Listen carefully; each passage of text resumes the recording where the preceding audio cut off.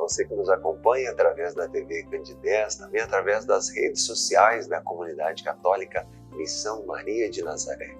É uma alegria nos encontrarmos mais uma vez, especialmente nesse tempo da alegre espera do Senhor. Ele vem, está às portas para nascer no nosso coração, iluminar a nossa escuridão, salvar a nossa vida.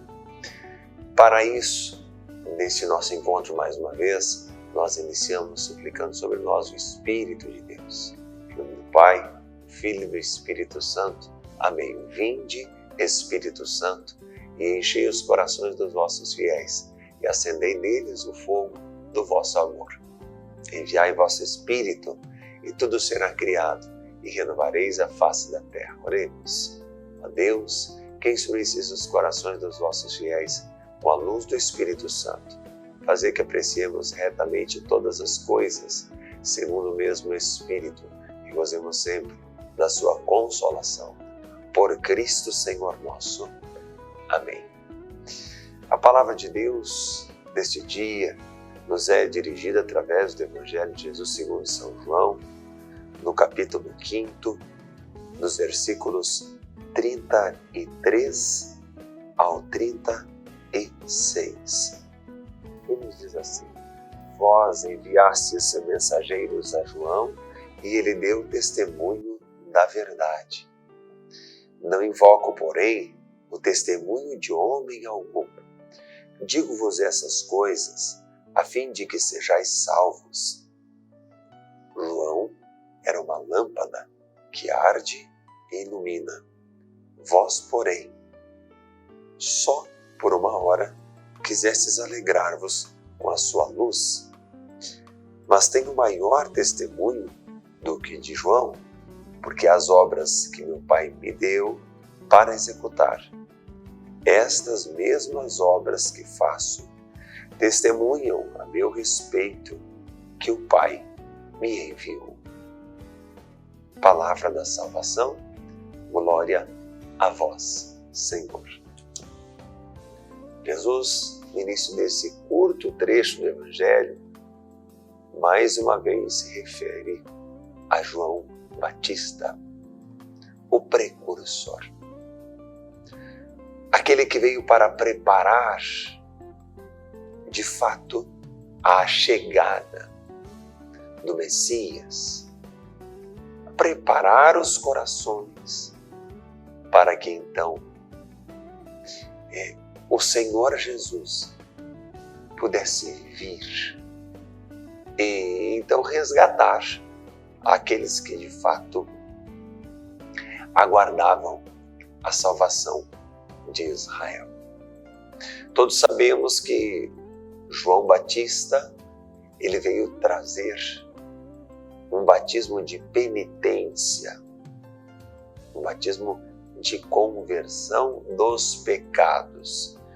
Naquele tempo, mal comparando, era como o início de uma moralidade para os judeus. Ora, mas os judeus já não viviam na sua cultura, na sua realidade de fé, esta moralidade, esta busca de Deus, este evitar o mal, deveriam buscar. Porém, o cume daqueles tempos, daqueles anos, era de justamente grande perdição, porque haviam deixado a essência que era o próprio Deus, presos em tantas coisas para a sua própria satisfação. E uma vez que o ser humano se coloca à frente de tudo por si mesmo e para si mesmo, ele se coloca como que o seu próprio Deus, ele mesmo colocado, o seu eu colocado no altar do seu coração, a sua busca de satisfação não tem limites, não tem limites. E por isso que qualquer norma ou conduta moral, enfim, qualquer busca daquilo que é certo. Ou fica, por assim dizer, enganosa, falsa, só de aparência, ou, de uma forma mais extrema, é deixada de lado. Essa era a situação naquele tempo. E é por isso que João Batista veio para ser a voz que clama no deserto: preparai o caminho do Senhor,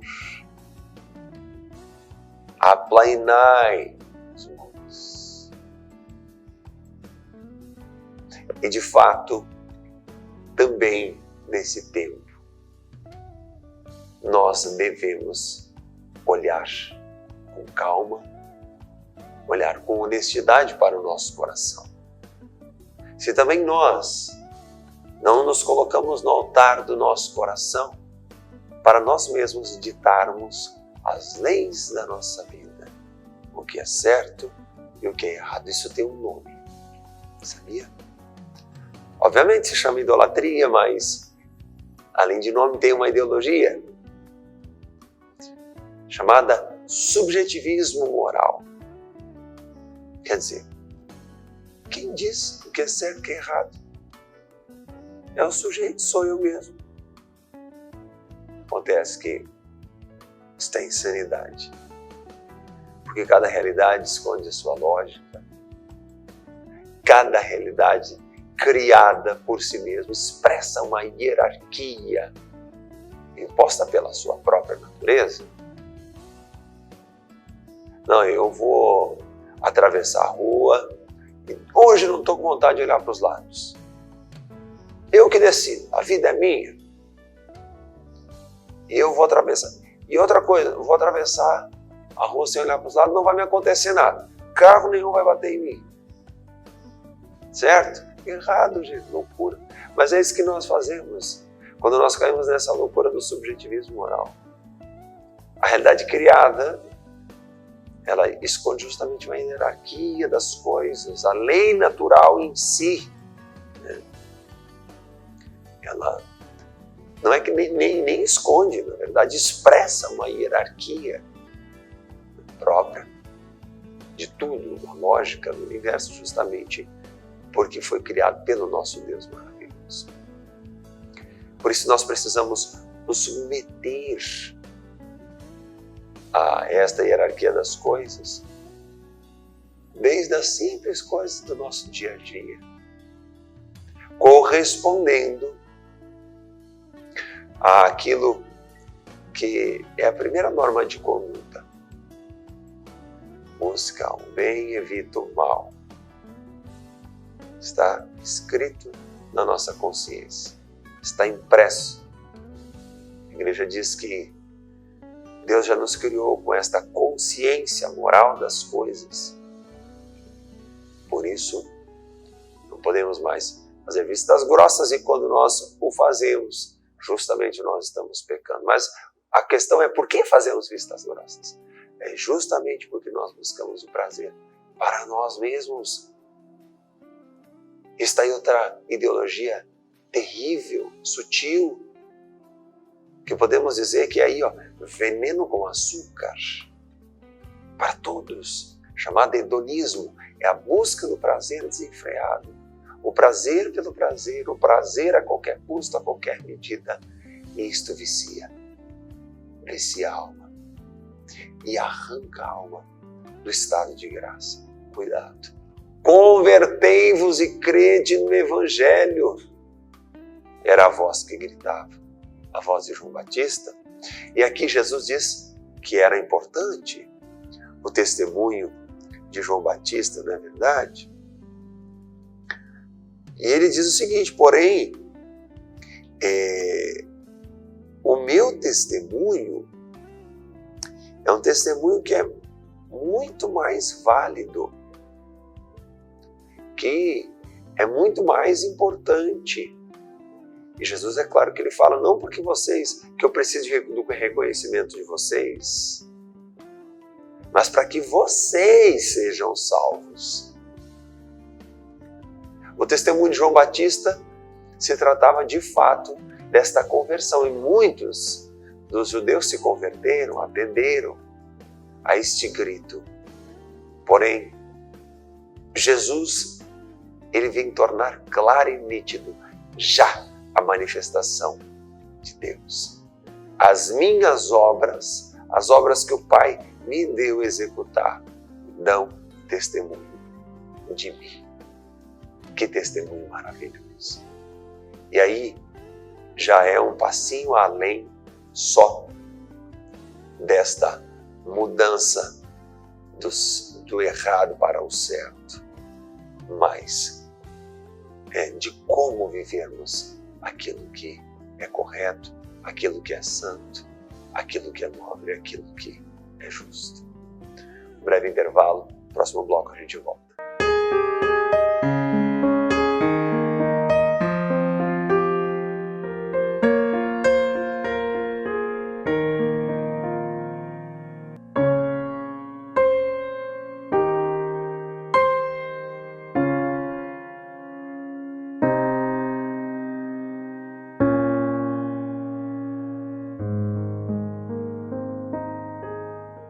Olá, meu irmão, minha irmã, estou precisando da sua ajuda para que juntos possamos zelar pelas vidas dos idosos que estão lá no nosso lar dos idosos.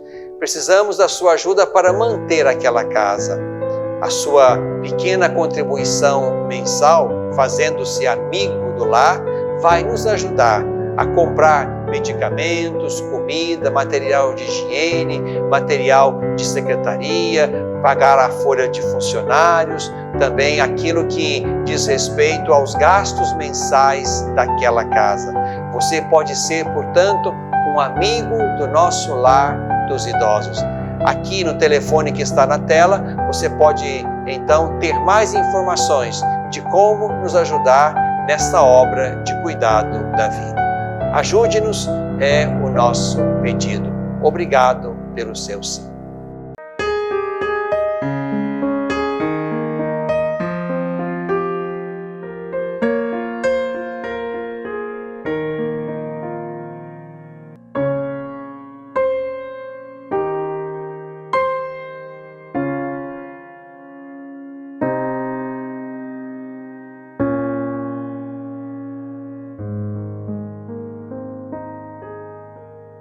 Estamos de volta com o nosso programa Palavra Viva, partilhando da Palavra de Deus. No primeiro bloco, nós falamos a respeito do testemunho de João Batista, que é um testemunho justamente de conversão, de deixarmos a vida velha, esta vida de desgoverno, esta vida no pecado, essa vida imoral, para a vida na graça. E no segundo momento do Evangelho, Jesus mesmo, ele atesta, ele salienta as obras que eu faço dão testemunho de minha obra, as obras que o Pai me incumbiu de realizar dão testemunho justamente de que o Pai me enviou. E é maravilhoso perceber quanto Deus nos ama em Jesus, o Filho amado. Ah, Marcela, é verdade, é bonito, né? Ver lá na Bíblia, na história da salvação, nos atos de Jesus. Mas e aqui na minha vida? Pois é, aí que está a questão. Por que esta palavra não é viva na sua realidade? Por que mesmo você ainda não consegue perceber ou vivenciar estas obras de Deus em você, na sua realidade? Existe uma resposta. Porque o único meio de que as obras de Deus se efetivem na nossa vida é a fé. Mas eu tenho fé, Marcela, eu vou na missa todo domingo e etc.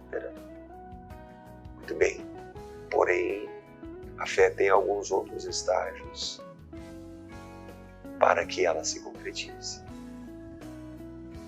A prática da oração é, obviamente, algo indispensável para quem vive a fé, porque é um passo concreto. Agora, além de crer, é preciso confiar. Como está? E justamente nesse tempo onde preparamos o nosso coração para esse Deus acontecer de fato na nossa vida, na nossa história. Como está a minha confiança em Deus? Como está a sua confiança em Deus? E é por isso que Jesus aqui expressa, mais uma vez, e questiona com relação às obras que ele mesmo faz. Como se ele dissesse: vocês estão percebendo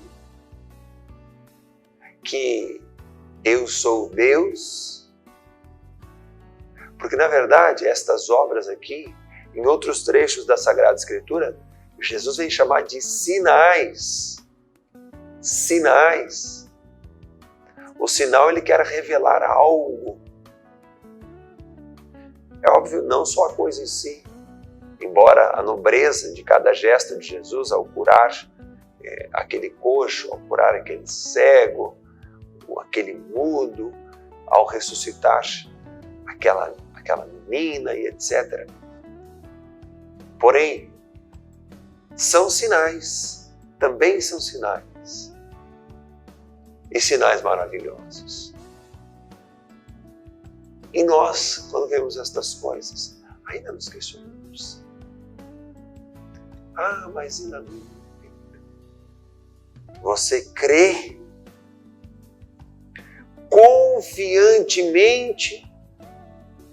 Vivemos em tempos tão conturbados. Você confia em Deus? Ah, mas está tão difícil. Meus irmãos, vejam que nós, como igreja e como humanidade, já atravessamos tempos tão mais terríveis na história. E Deus nos trouxe até aqui. Até aqui nos ajudou o Senhor. Ele vai nos abandonar? Obviamente que não.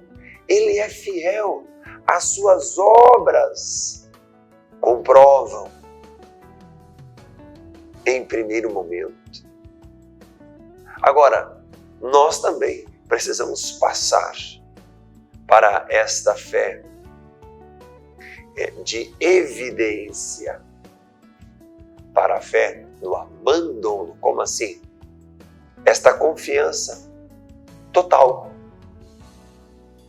Como quando você deposita alguma coisa nas mãos de outro. Deposite a sua vida nas mãos de Deus. Mas eu não vejo saída. Que bom. Que bom que você não vê saída, que está aí uma grande oportunidade para viver de fato a fé. Porque a fé é a certeza daquilo que não se vê. Aí é a hora da fé. De fato. Radicalmente. Por isso que agora e nesse momento, quando a gente vive essa fé do abandono, justamente não tendo outra saída, não vendo outra possibilidade, é a oportunidade da vivência de uma fé madura, onde resta uma coisa só. Já que não vemos saída, possibilidade ou resolução, temos o Cristo. Nós o temos. O Filho amado do Pai. E Jesus, ele em outro trecho da Sagrada Escritura, ele fala: olha, tantos quiseram ver o que vós vedes e não viram. Meus irmãos, os profetas, os santos patriarcas, eles esperaram ver tanto do povo de Israel ao longo da história da salvação. Esperou ver o grande e glorioso dia do Senhor, prometido pelo próprio Deus, e não o viram. Nós vimos o Cristo. Nós vimos. E aí a voz de Simeão no templo, Quando toma o menino nos seus braços, é como que o grito do nosso coração, quando olhamos para Cristo apaixonadamente. O amor personificado do Pai em Jesus. E o nosso próprio coração pode dizer: Senhor, agora sim, eu posso morrer em paz, porque os meus olhos viram a vossa salvação. Cristo, Ele, a sua pessoa, é a salvação. Não é o que Ele fará que é a salvação tão somente na minha vida, mas a pessoa de Jesus. Ela é suficiente para arrancar o meu coração da escuridão, do desespero, da cegueira. E aí uma frase maravilhosa que torna concreto tudo isso. Se Jesus não te basta, nada vai te bastar nesta vida. Que já o Senhor Jesus, que é a luz do mundo, possa clarear o seu coração. Porque, é claro, Ele vem. Ele vem. Porém, mesmo para prepararmos nosso coração para a sua chegada, é preciso da luz da sua graça. Por isso, que Ele mesmo já possa iluminar o nosso coração e, de mais a mais, Ele é Deus, sua luz é tanta que apenas quando se aproxima, já ilumina o nosso caminho, a nossa vida. E por falar ainda em preparação, às margens das portas do Natal do Senhor já.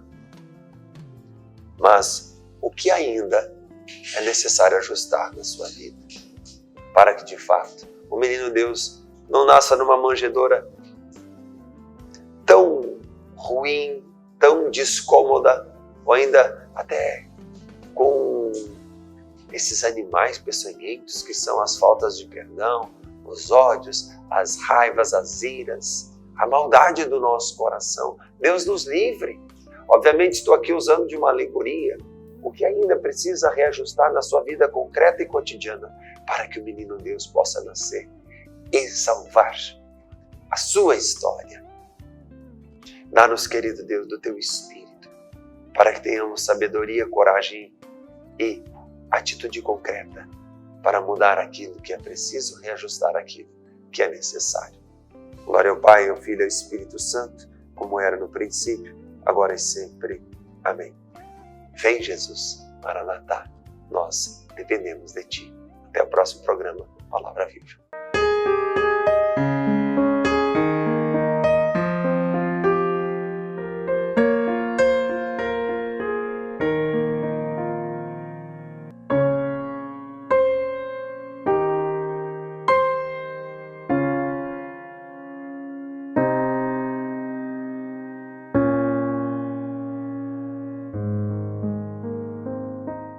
Olá, meu irmão, minha irmã. Estou precisando da sua ajuda para que juntos possamos zelar pelas vidas dos idosos que estão lá no nosso lar dos idosos.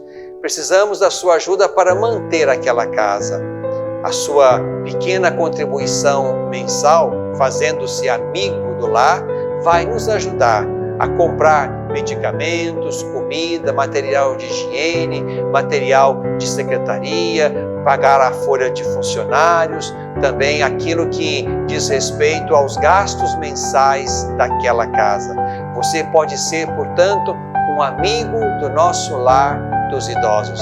Aqui no telefone que está na tela, você pode então ter mais informações de como nos ajudar nessa obra de cuidado da vida. Ajude-nos, é o nosso pedido. Obrigado pelo seu sim.